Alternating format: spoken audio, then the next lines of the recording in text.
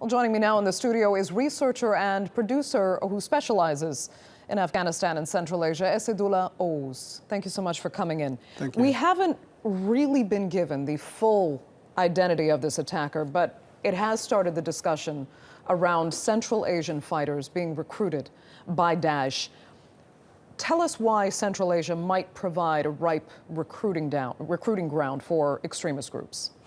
You know, Central Asia is a special region for Daesh, for Islamist movements like Daesh, like Al-Qaeda. But before going back, I want to have a look what happened in the last 25 years after the collapse of the Soviet Union. You know, when in '91, when the Soviet Union collapsed and the Central Asian republics became independent, and all ex-communist leaders, they became neo-democratic leaders overnight. And then they held elections, they elected parliaments, and they set up institutions, parliaments, and media organizations and others, but nothing has changed. So they stayed in power for a long time, lifelong in the region. And now there was ideological gap left by the communists in the 90s. So the communist ideology collapsed, but there was a gap, and then it was filled by the Islamists.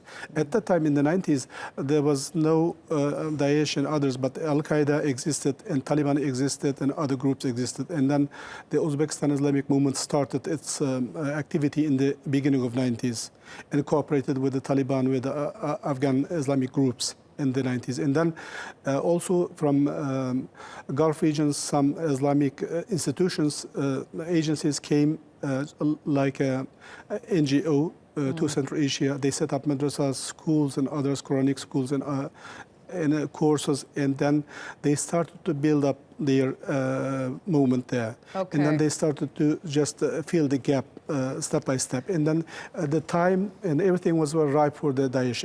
No. It's almost an unfortunate byproduct then of the democracy that was supposed to evolve, is that it gave this space to these extremist ideologies to come in, build schools, and begin indoctrinating these people that would be vulnerable to extremist recruitment. So is that why then it is historically now, after 25 years, a good recruiting ground for groups like Daesh? Yes, of course, there are many factors contributing to the rise of Islamism in Central Asia. You know, one of them is the high rate of corruption in the region.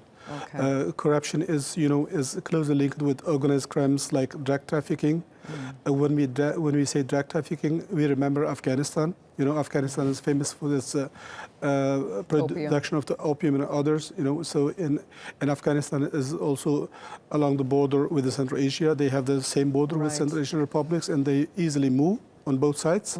And all Central Asian republics are very fragile, and then they can easily turn into failed states. And failed states is a good ground for the extremism to grow in the region. And quickly, because Turkey shares an ethnic and a language heritage with many Central Asian countries, they have a close relationship, and that means most Central Asian countries, they can travel to Turkey visa-free.